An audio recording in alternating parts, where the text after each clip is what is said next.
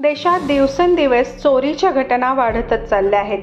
मोठ्या प्रमाणात घडणाऱ्या या गुन्ह्यांचे प्रमाण वाढतच चालले आहे.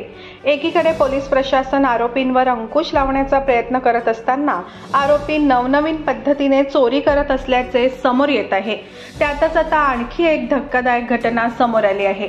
या घटनेमध्ये चोर हे व्हीआयपीज असल्याचे समोर आले आहे. लहानातली लहान चोरीसाठी ही लोक 4 चाकी वाहनाचा वापर करत आहे. आता एका शेळीच्या चोरीसाठी चोरांनी स्कॉर्पिओचा वापर केल्याचे समोर आले. बिहारच्या छपरामधील ही घटना आहे. हनुमानगंज गावात चोरांनी एक स्कॉर्पिओ सोडली होती. पोलिसांनी आरोपी चोरांचे वाहन जप्त केल्यानंतर हा खुलासा झाला.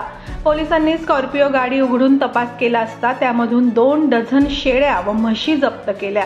प्रत्येकाच्या तोंडावर टेप लावलेला होता. यामध्ये 5 जणांचा मृत्यू झाला आहे.